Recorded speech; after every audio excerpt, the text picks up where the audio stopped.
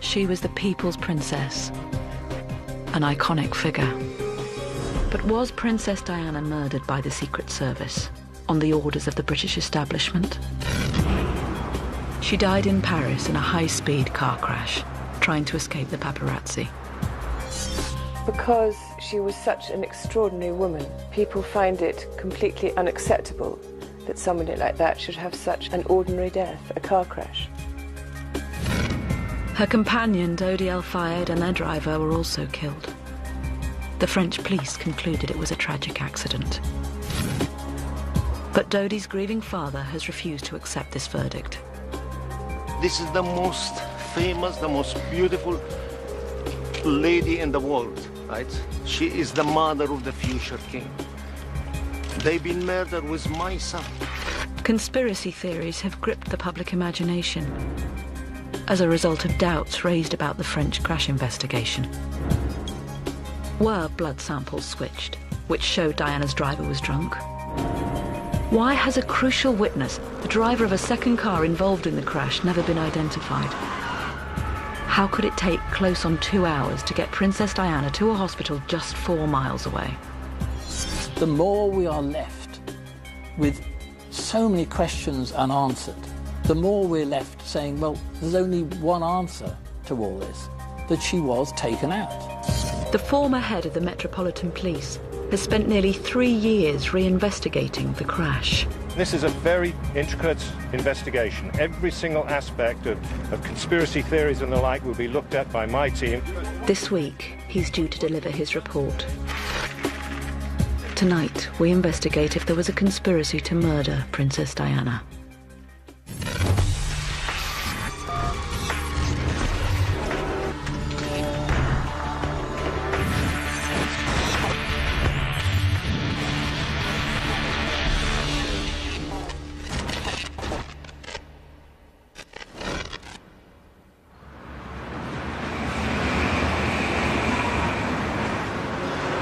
Paris, August 30th, 1997.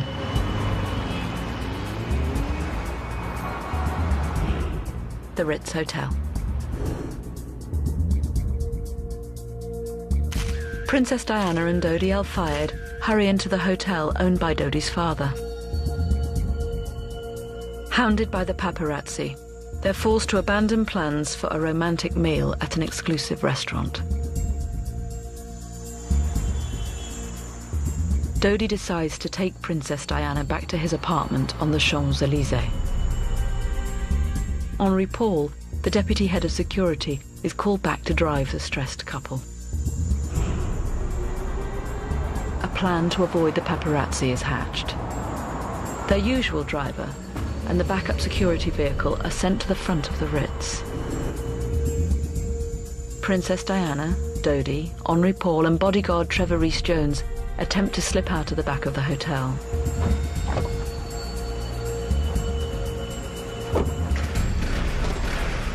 But the paparazzi are not fooled and give chase.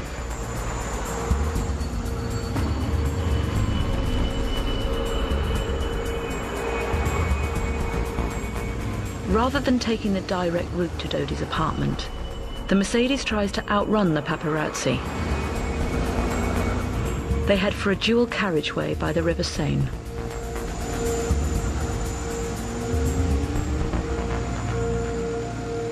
Four minutes later, the car enters the Alma Tunnel.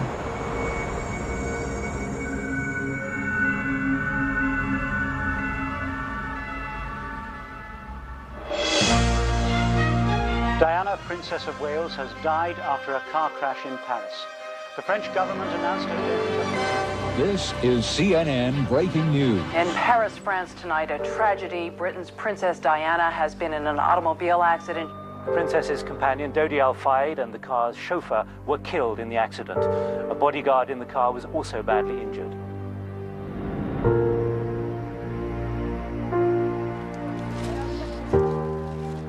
Princess Diana's death was met with an outpouring of public grief.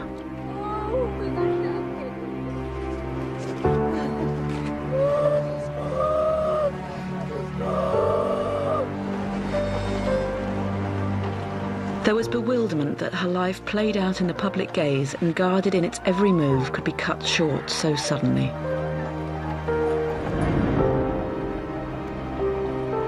Diana was just 36 years old. She left behind 2 young sons.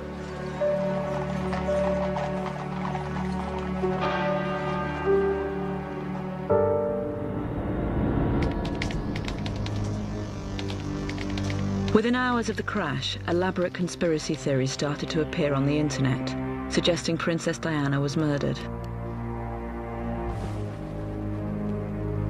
Former royal correspondent Noel Botham claims she sensed danger. Diana was fearful of her own death for the last few years of her life. Right up to the moment of the accident, she believed that somebody was out there to get her. And she was right. The Diana crash investigation was the biggest in French history. It was carried out by the country's top police force, the Criminal Brigade. After 2 years, it concluded her death was a tragic accident. The driver of the Mercedes, Henri Paul, was held to blame for the crash. He was found to be drunk. But this has failed to satisfy the public clamour for answers.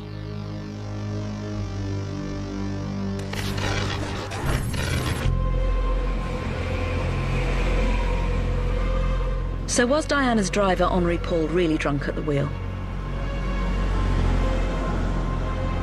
Just 8 hours after the accident, the French police carried out a post-mortem here at the Medical Legal Institute. Tests on Henri Paul's blood samples showed that he was clearly drunk. The results were meant to be confidential, but were leaked to the press.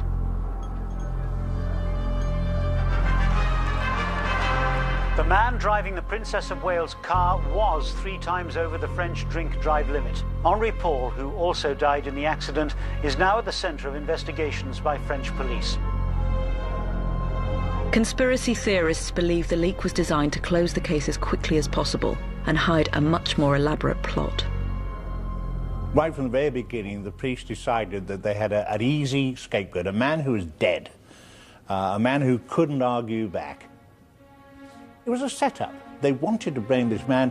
This news went round the world, and he was instantly labelled the killer of Princess Diana.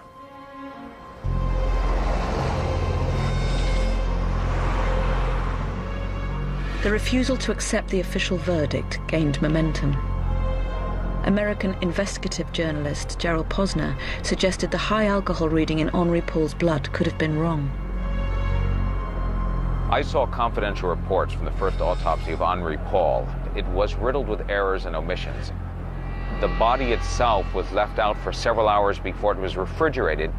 Yeast could have grown, affecting the final results of what the blood level, alcohol levels were.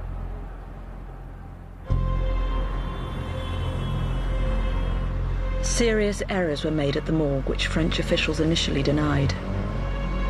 Henri Paul's blood samples were not labelled correctly. There was no log or record as to who had access to the samples. Skeptics maintain the blood was tampered with to frame the dead driver.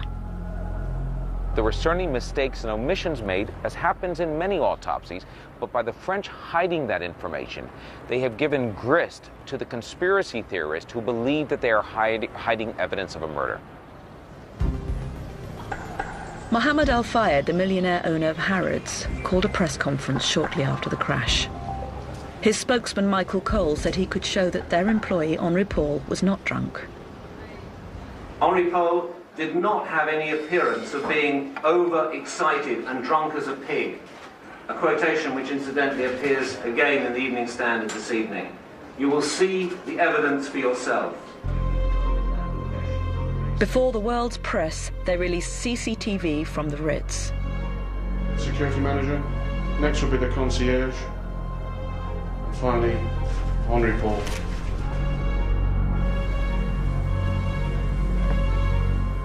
Royal biographer Nicholas Davies finds the CCTV persuasive. There was no suggestion at all in any of the pictures that I've ever seen of the CCTV to suggest that he wasn't stone cold sober. And we have no evidence at all from people saying, yes, I saw him drinking. So we must assume that he wasn't drunk and he wasn't drinking. The footage also shows Henri Paul chatting to Diana's bodyguards, Trevor Rhys-Jones and Kes Wingfield. The two bodyguards swore that Henri Paul was not drunk when he got in the car to drive Diana dirty.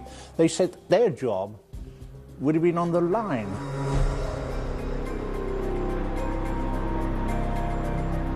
Henri Paul returned to the Ritz at 10 p.m. on the night of the crash. He'd been off duty for 3 hours. The French police checked to see if he'd been drinking in the bars close to his home near the hotel. There was no single witness has come forward to say that he was drinking.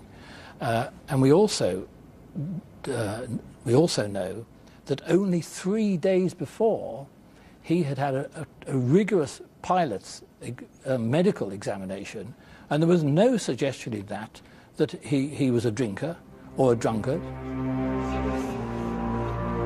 Henri Paul had been a pilot for over 20 years and had clocked up 600 hours of flying time.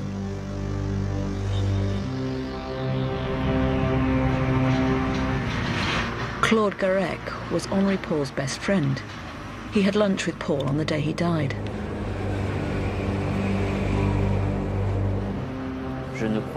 I absolutely don't believe that the accident was the fault of my friend.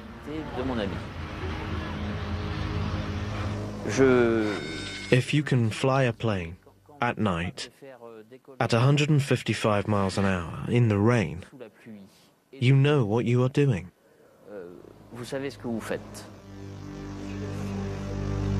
Within days of the crash, French officials realised the controversy over whether Henri Paul was drunk or not was getting out of hand. They ordered a second post-mortem. The results were the same as the first. He was 3 times over the French limit.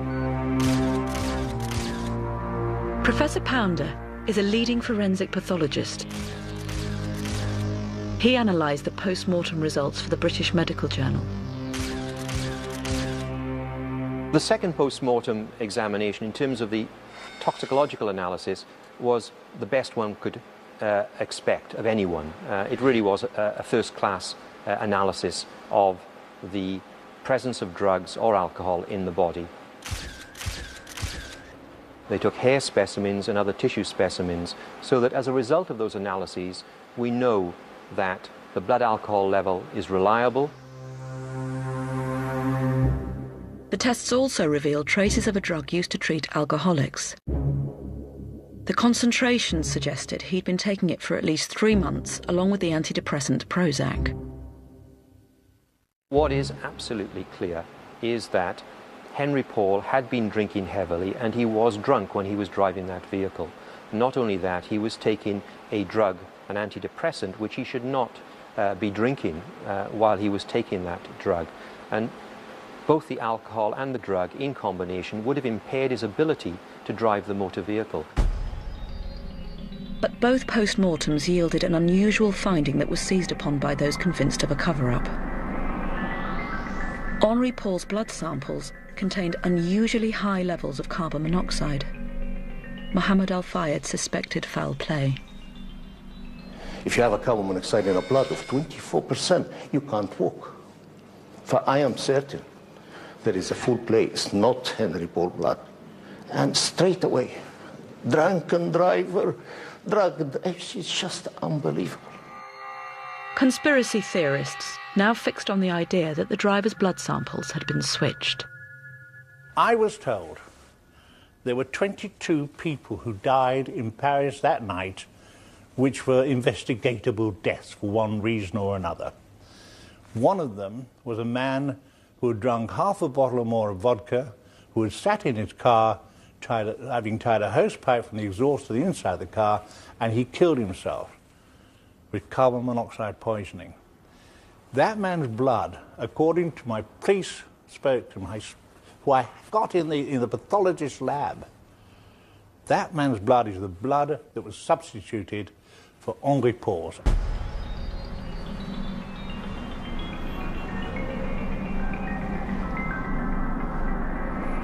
Martine Montet, the head of the French judicial police who investigated the crash, is outraged at the suggestion. These stories of switched test tubes are nonsense. Henri Paul's blood samples have never been switched. She says framing Henri Paul would have required a huge conspiracy, corrupting a whole chain of police and forensic investigators. The people at the criminal brigade, the morgue, and the toxicology laboratories are all highly respected specialists. They've worked on important crime scenes, on terrorist attacks. You think that these people would compromise themselves by switching blood samples? Professor Pounder believes there is an innocent explanation for the high carbon monoxide in Paul's blood. Carbon monoxide, as a result of cigar smoking, can be easily as high as 20%. Once we're aware that Henri Paul was a heavy cigar smoker, we can readily explain the carbon monoxide level, and we need look no further. Recently, French officials took one final step to confound their critics. We've discovered they tested Henri Paul's blood and matched it with his parents' DNA. The blood was his. It wasn't switched.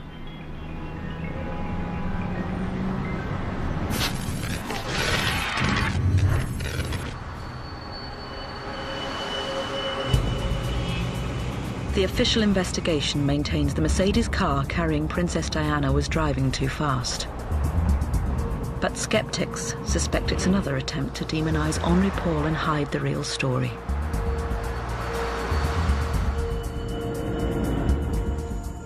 Jean-Claude Mulez was Montet's deputy in the criminal brigade. His team concluded that before it entered the Alma tunnel, Diana's car was going between 75 and 95 miles per hour. The speed limit is just 30 miles per hour. The driver of the Mercedes almost certainly lost control of the vehicle here, which explains why he braked and why there are tire marks on the tarmac.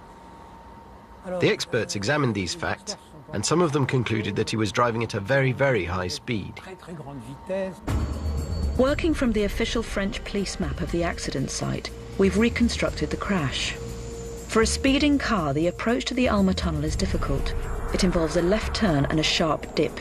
It's here where the car appears to lose control before hitting the 13th pillar.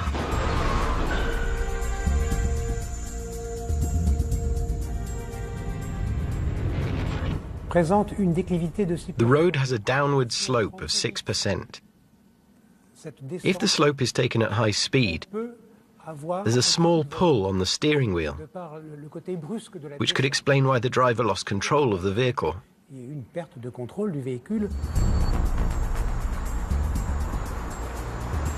The Alma tunnel is an accident black spot. In the 15 years before Princess Diana's death, 8 people died and another 8 were seriously injured there. But conspiracists don't accept that the Mercedes was being driven at high speeds and was out of control.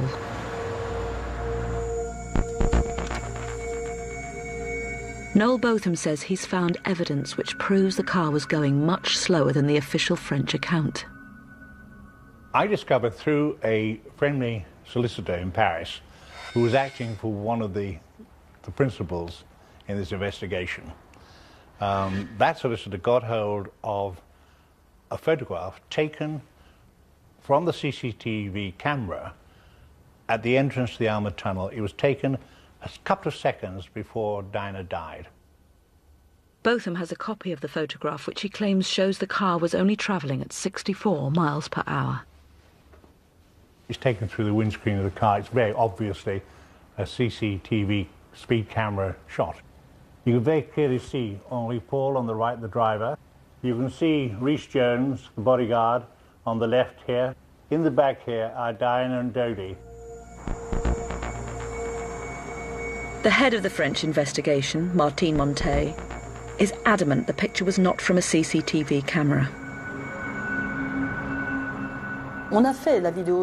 We checked all the CCTV cameras for the whole route, from the back of the Ritz Hotel all the way to the tunnel. But unfortunately, no image was recorded. Embarrassingly for the French authorities, it seems all the CCTV cameras along the route were switched off after 9 p.m. Noel Botham doesn't accept this and claims his picture is proof of a police cover-up. They say that starting from the Ritz, which is next to the Ministry of Defence, that the cameras outside the Ministry of Defence weren't working, none of the cameras in the Place de la Concorde, the Rue de Rivoli, were working, or on this route, or at the entrance of the tunnel. All 11 cameras, for some reason, were not functioning correctly on that night, of all nights. So where did it come from? We've established that the picture is one of those seized from the arrested paparazzi photographers. It was actually taken as the Mercedes pulled away from the Ritz. It's not a CCTV still from the Alma tunnel. So despite the conspiracists' attempts to prise open gaps in the police account, the available evidence suggests the Mercedes was travelling too fast.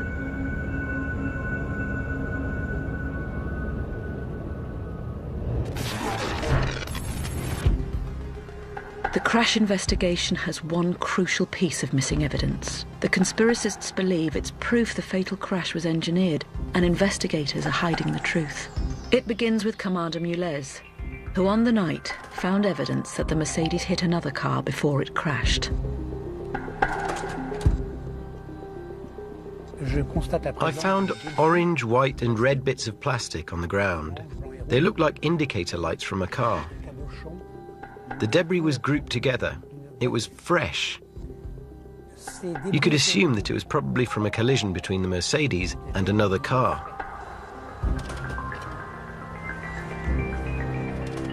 Mulez also found a trail of white paint on the Mercedes. Forensic tests revealed the white paint and broken lights came from a Fiat Uno that had been manufactured between 1983 and 1987. There were 10,000 white Fiat Unos in France that matched that description and were still on the road.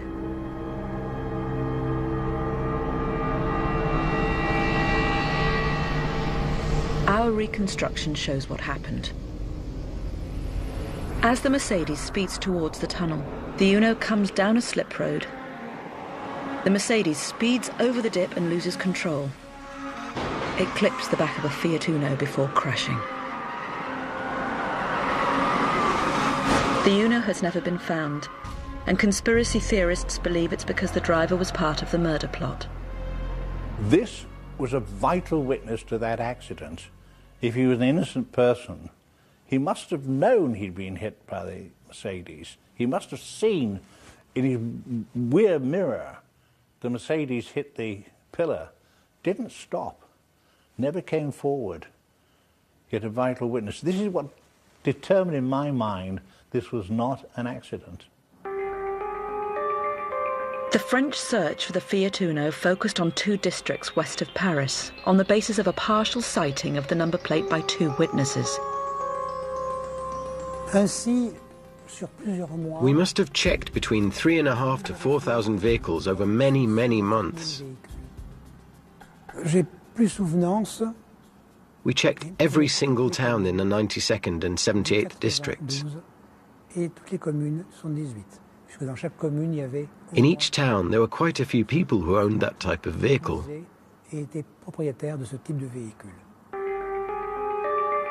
3 months after the crash, the French police thought they'd found their man. In the search of the database of white Fiat Unos registered in and around Paris, the police had zeroed in on one car they thought might fit the description, and 3 months after the accident, they detained Lee Van Tan, a 23-year-old at that time Vietnamese. Lee Van Tan was a security guard who owned the right model of Fiat from the right year. It had been repainted from white to red the day after the Alma Tunnel crash. He lived in the right area of Paris and owned a Rottweiler. An eyewitness remembered seeing a large dog in the back of the Uno. The police had plenty to ask Van Tan. We investigated that man. We did forensic tests on his car. We found the white paint underneath the red paint and tested it. Then we looked into this man's whereabouts. We did everything we could, and in the end, we were able to clear him. We contacted Lee Van Tan. He told us he'd provided a witness to show that on the night of the crash, he was working as a security guard on the outskirts of Paris. But the forensic evidence has taken on a life of its own. I've seen some of the confidential reports from the French police that they have not yet released to the public, which, contrary to their own public admissions, says that they did find a match between some of the rubber on the Mercedes and also the paint to Lee Van Tan's Fiat. It actually matched the exact brand of the paint. The French police have closed the case on Lee Van Tan and scores of other Fiat owners. They've abandoned the hunt for the missing driver, leaving the conspiracists to develop their own explanation.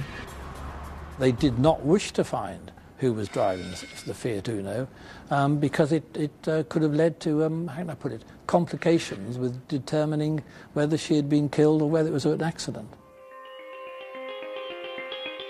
It's likely the British inquiry will find the absence of this crucial eyewitness a significant flaw in the French investigation, but reject the conspiracists' claim that the French police pulled their punches.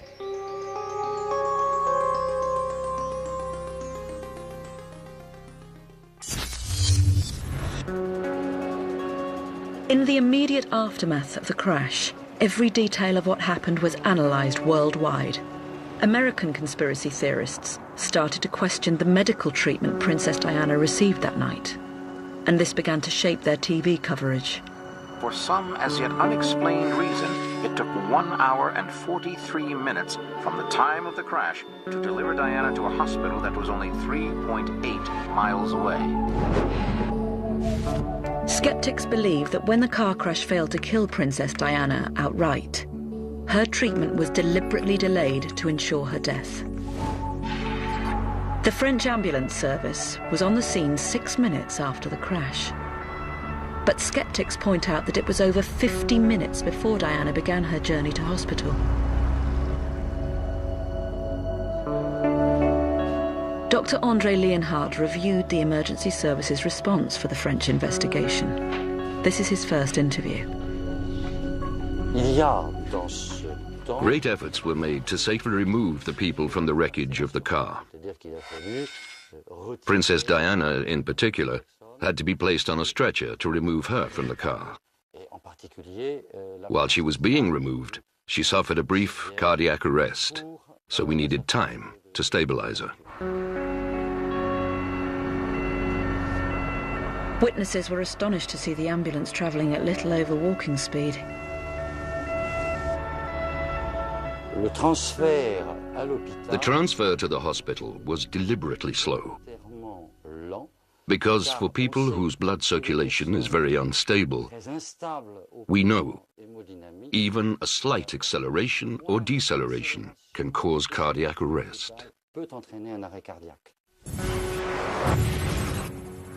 Princess Diana was transferred to the Pitié-Salpêtrière hospital, ignoring 5 other hospitals that were closer.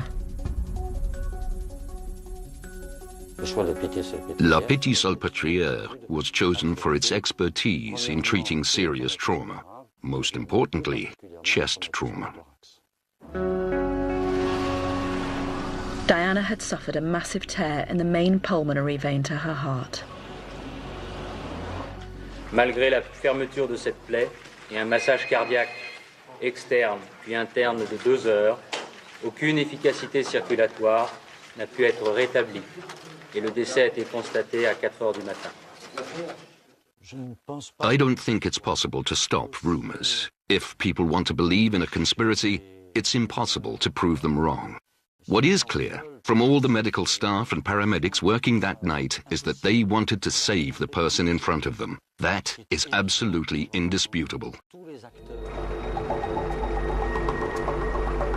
The French police have also been heavily criticised for the way they dealt with the accident scene.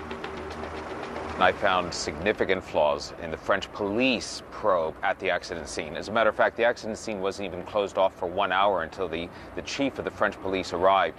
Dozens of tourists and local French citizens were able to stroll around the scene of the crash, the car itself.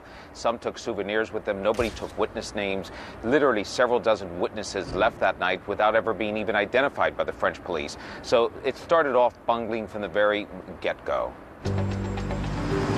The tunnel was reopened just 4.5 hours after the accident.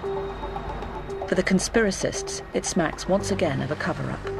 They believed the authorities were hiding evidence of a murder. Within hours, everything was removed, washed down, filtered as though, right, that's the end of that one. It's extraordinary that they should have got rid of any possible evidence that was there so quickly when the Princess of Wales was the person who had died. The head of the French police inquiry says the passengers in the car were not the issue. We were not going to block the traffic for 3 days or a week on such a busy road. I mean, we'd taken all our photos, measured everything, gone over the whole area with a fine-tooth comb. That is the process we use for any traffic accident.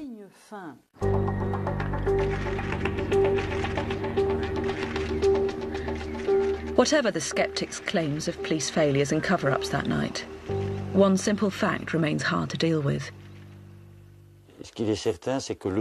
What is certain is that she was not wearing a seatbelt, and this made things worse. We would like to think that if she had been wearing a seatbelt, we'd have been able to save her.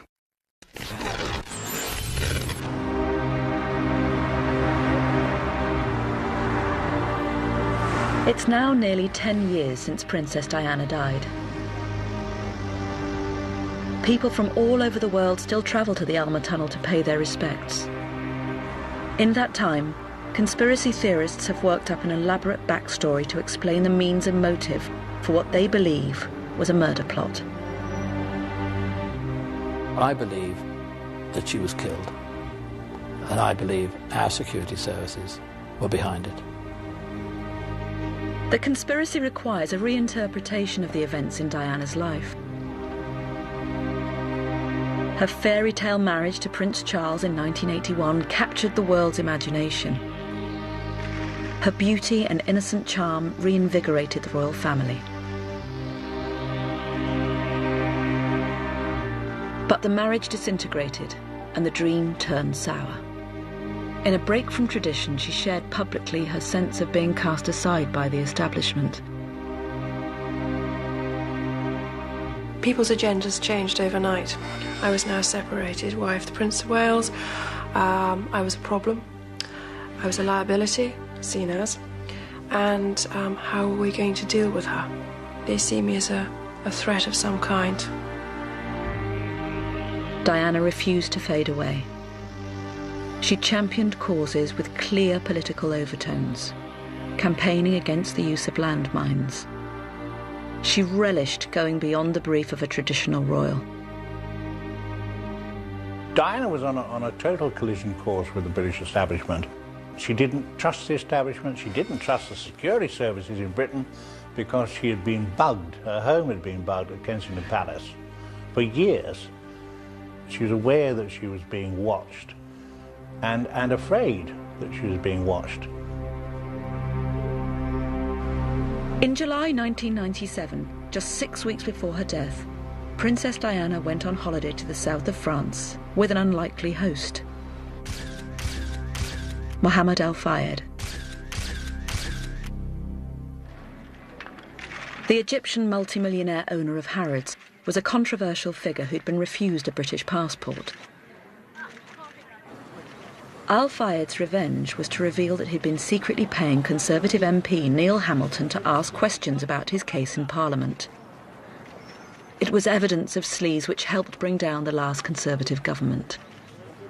Inviting herself on a holiday with Mohammed Al Fayed was Diana being at her naughtiest, at her most mischievous. This was a chance to poke a finger at the British establishment and the royal lovers, the toadyists, as she called them. On the holiday, she met Mohammed's son, Dodi. Press speculated that their relationship could be serious. A fortnight later, the couple arrived in Paris. Dodi left the Ritz to pick up a ring that he'd ordered for Diana from this jewellery shop. 6 hours later, the couple were both dead. 5 days after the crash, Al Fayed's press spokesman, Michael Cole, attached no significance to the ring. What that ring meant, we shall probably never know. And if the planet lasts for another 1,000 years, I'm quite sure that people will continue to speculate about its significance. But 8 months later, Mohammed Al Fayed claimed the couple told him on the day they died the ring held a very special significance. They called me, say what's happening, and then we're having dinner, and after that going back to the apartment. And we're coming back on Sunday, and on Monday they're going to declare their engagements. Did Dodi tell you that? Did Diana tell you that? Dodi told me that, and Diana told me that on Saturday evening at 10 o'clock in the hotel. The possibility of Diana marrying Dodi Fayed challenged every single idea of the British monarchy, or every traditional idea of the British monarchy. But was marriage to Dodi on the cards? Princess Diana's close friend, Rosa Monckton, was on holiday with her 3 weeks before she died. She talked about him, and in my view, it was very much a fling that, you know, most of us have in our teens, but she didn't because she was engaged when she was 19. She was happy at the time. Yes, she was. I mean, I couldn't and wouldn't deny that, but it's not something that would have lasted. She did say that he'd given her a lot of presents, almost too many presents, and she said, I know there's a ring, he's told me there's a ring, and she said, it's going very firmly, Rosa, on my right hand. So no, she wasn't contemplating marriage with him. But equally, Mohammed Al Fayed will never be persuaded to abandon the word of his own son. He believes not only that the marriage was a serious proposition, but also that it provided the motive for the British establishment to commit murder. Prince Philip will never have allowed my son, as an Egyptian, naturally tanned, will be the stepfather of Prince William and the future king. Mohammed Al Fayed claims Prince Philip was behind the assassination plot. You feel that what happened was caused by, authorized by Prince Philip? Definitely through the security service, 100%. Himself, as a racist at the core, it's well known. Grew up with the Nazi. You think he will accept my son to marry Princess Diana, the mother of the future king? It's a shocking allegation, but Mohammed Al Fayed is not alone in believing the couple were murdered. Conspiracy theorists believe the security services orchestrated the crash. It casts the events of that night in a completely different light.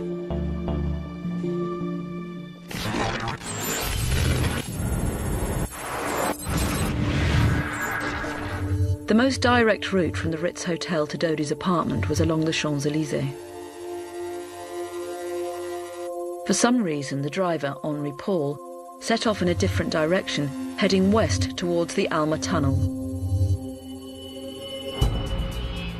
Conspiracists believe he took this route not to escape the paparazzi, but because he was told to by his intelligence handlers.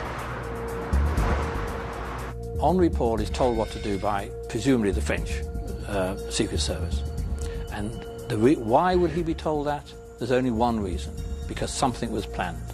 And I maintain very strongly that what was planned was the killing of Diana. It's accepted that Henri Paul, as deputy head of security at the Ritz, came into contact with a number of security services, but conspiracists go much further.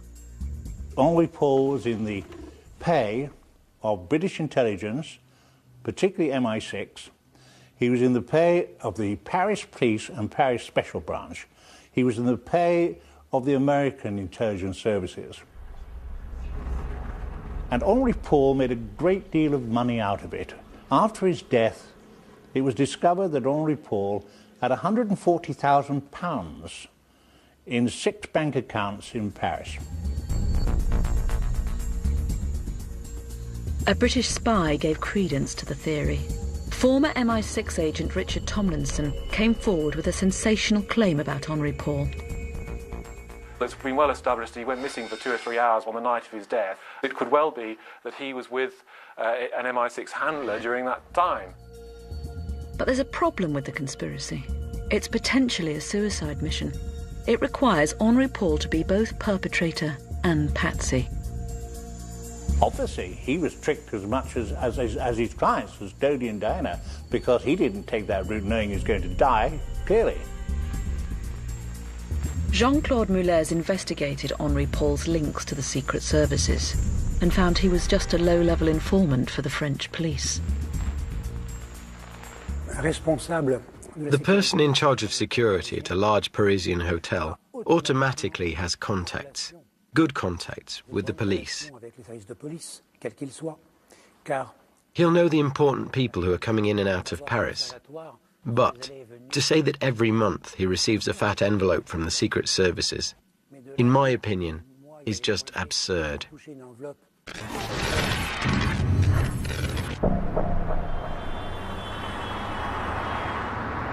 Soon after the accident, a witness came forward who claimed to be driving through the tunnel on the night.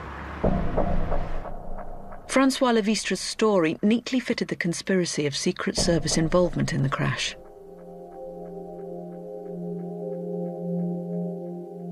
On an ITV programme, Levistre was questioned and claimed to have seen a massive flash of light before the accident. The flash? Was this flash like a photo flash? No, it was stronger than a photo flash. The Mercedes goes left, right, left.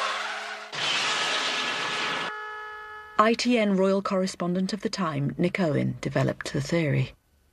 Now, this is an anti-personnel device, quite legal to buy in the UK, which sets off one enormously powerful flash of light. Shine this in somebody's eyes, and they'll be stunned, disabled, blinded for several minutes. So was this flash gun the spook's weapon of choice? Ex-spy Richard Tomlinson claimed MI6 planned to use exactly this piece of kit to orchestrate a fatal car crash in a tunnel. The target was former Yugoslavian President Slobodan Milosevic. The death of Diana was straight out of an MI6 assassination blueprint. The witness reported there was a very bright light in the tunnel, and as soon as I heard that, that made me click 2 and 2 things together. I think, oh, that is exactly one of the proposals that was used in the Milosevic document. And the combination of the bright light and the tunnel made me think straight away, well, maybe it wasn't an accident. It was exactly the same system, same plan as was put into operation to kill Diana. There were no differences at all. It was an MI6 originated plan put into action not in a tunnel in Switzerland, but in a tunnel in Paris. Mohammed Al-Fayed was convinced that he discovered the method by which MI6 murdered Princess Diana and his son. It's not an accident. It is a murder, a very tragic murder. The car, when they left the Ritz, being followed up by MI6. One of the motorcycles with the floodlights blind Henri Paul. And this is definitely exactly what happened. The world's media seized on the conspiracy story, but the French police had immediate doubts.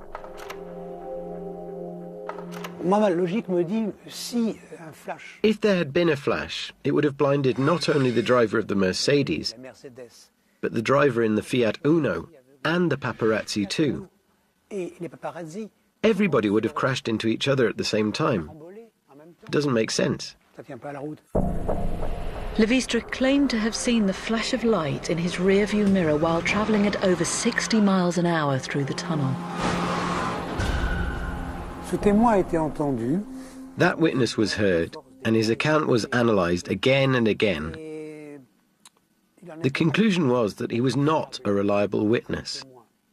Several witnesses stepped forward, claiming they'd seen things, for the most part things they'd read in newspapers. You can't stop people from seeking the limelight and trying to make money out of it. No other witness supported Francois Levistre's claim to have seen a massive flash of light before the crash. And Levistre had a dubious background. In 1988, he'd been arrested for trying to sell his wife's unborn baby in a blaze of publicity. On a choisi de donner cet enfant parce que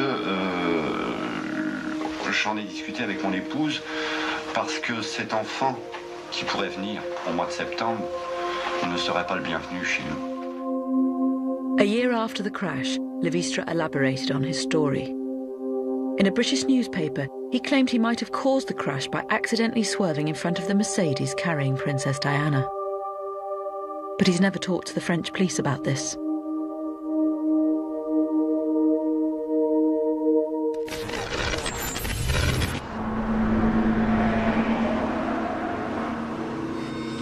The overarching conspiracy that links the security services to the fatal crash comes with a far more sinister explanation for the Fiat Uno, the car that was hit from behind by the Mercedes shortly before it crashed. Conspiracists claim the missing Uno driver was part of the assassination plot, and this explains why he's never been found.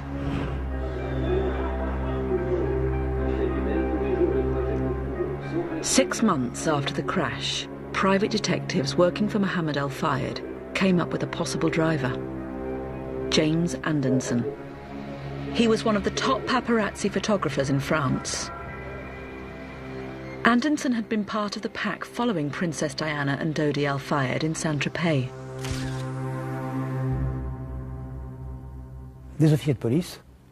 Police officers from my team and forensic experts were sent to examine the car.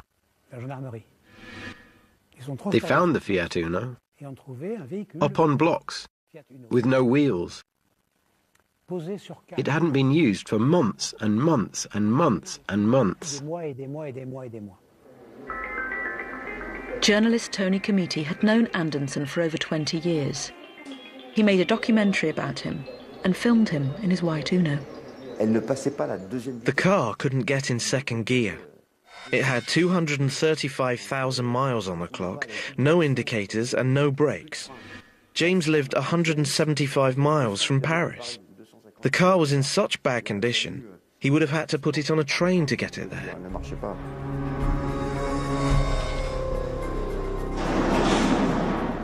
The French police carried out forensic tests on Anderson's Uno.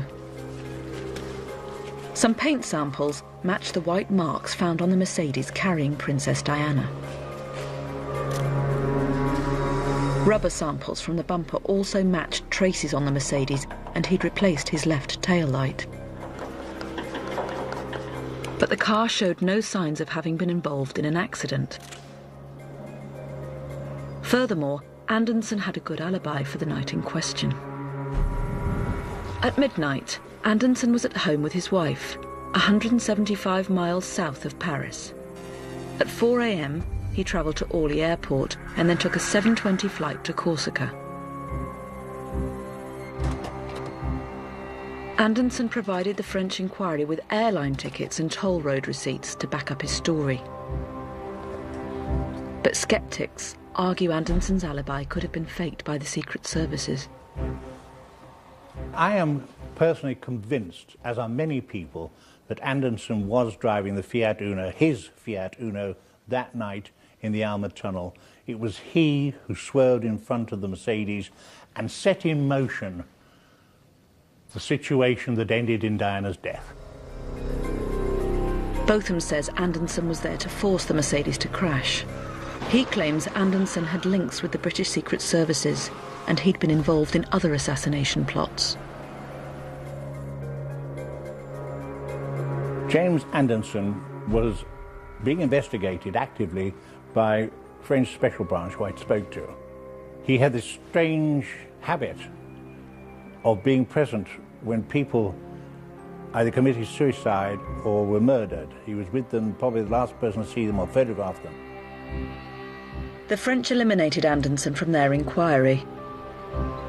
2 years later, he was found burnt to death in his car in remote countryside, 250 miles away from his home.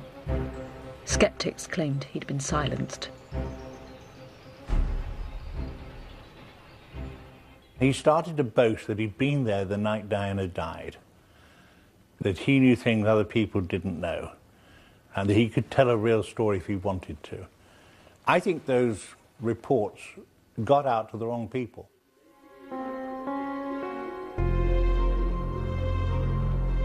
His friends find the idea that he was involved in a Secret Service assassination plot unbelievable.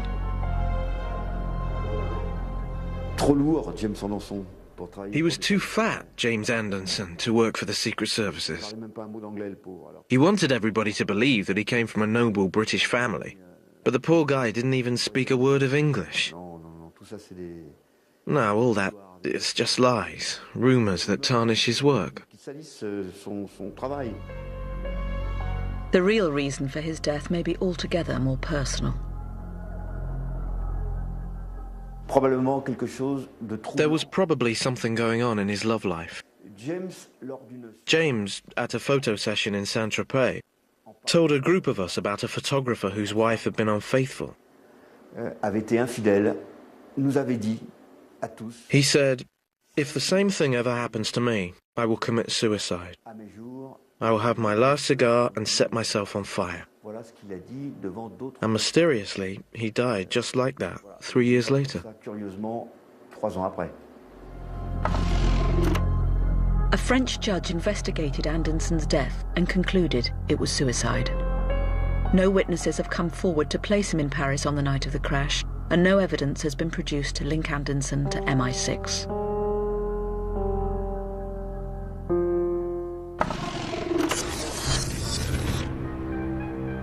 The conspiracy theorists have one final card to play.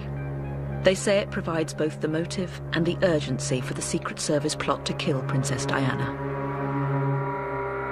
It all hinges on a conversation Mohammed Al-Fayed says he had with Princess Diana on the night of the crash. She was pregnant, and I know that. Yeah. How did you know that? She told me on the phone. She told you on the phone? Yeah. The world's press needed no encouragement to start this conspiracy rolling. They searched back through their archive and found this picture of Diana in Saint-Tropez. Was this a tight swimsuit or evidence of pregnancy? French medical services made no checks to see if Diana was pregnant when she died. The injuries that Princess Diana sustained meant that the question of whether or not she was pregnant never arose. As a result, there were no blood tests to check for pregnancy. But André Leonhardt has seen copies of the post-mortem carried out on Princess Diana in England 24 hours after the crash and after her body had been embalmed. The autopsy showed that she was not pregnant. The embalming was requested by her family to make her more presentable, because some time would pass between her leaving Paris and her funeral in Britain.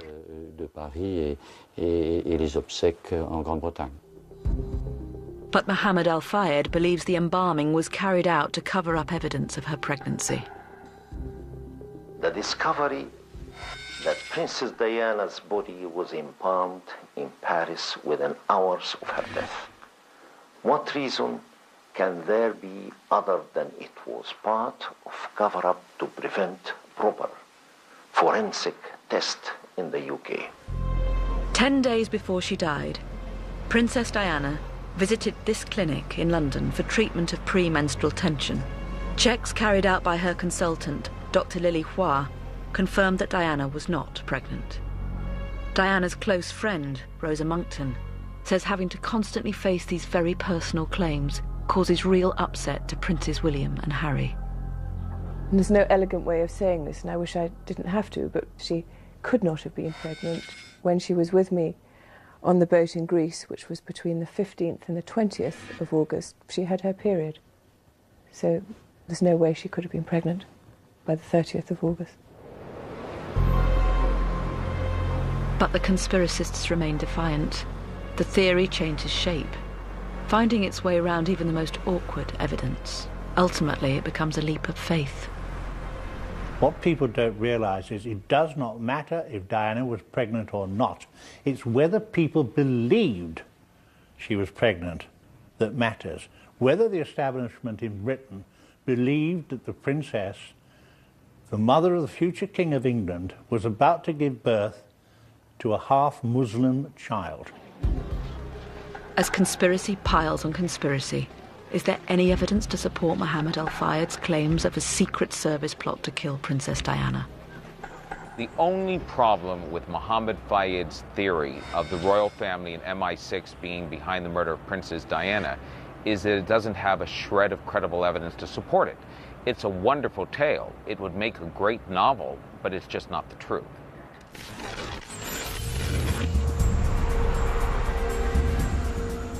This week, Lord Stevens will make his judgment on the events of that night. It's hard to see how he will conclude the crash was anything other than an accident.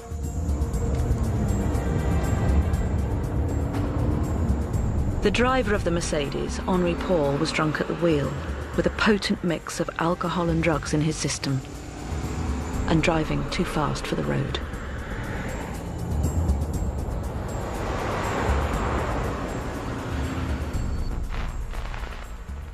French lawyers believe the final verdict could prove uncomfortable for the millionaire boss of the Ritz. Mr. Al-Fayed, if he had been taken to court, could have been sued for damages. According to French law, the employer is responsible for his employee's actions whilst on duty. Henri Paul was driving the car whilst on duty under his boss, Mr. Al-Fayed's orders. Therefore, Mr. Al-Fayed is responsible for the accident. The Metropolitan Police inquiry is likely to support the French view that the chasing paparazzi were an important influence on the speed of the Mercedes. There was a horde of photographers who were following the couple, and they were very close to the Mercedes when the accident happened. Obviously, this causes annoyance and stress, but it is not the only explanation. The driver also lost control of the car. That's obvious.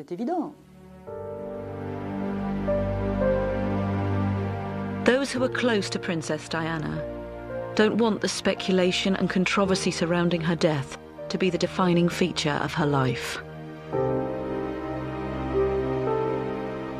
For the princes particularly, it has been very difficult for them. I think they find it, the sort of public ownership of their mother, a very difficult thing. And remember how young they were when she died, and to have this, you know, literally nearly 10 years after their mother's death, constantly saying, was she pregnant, was she going to be engaged, is very upsetting for them, for both of them.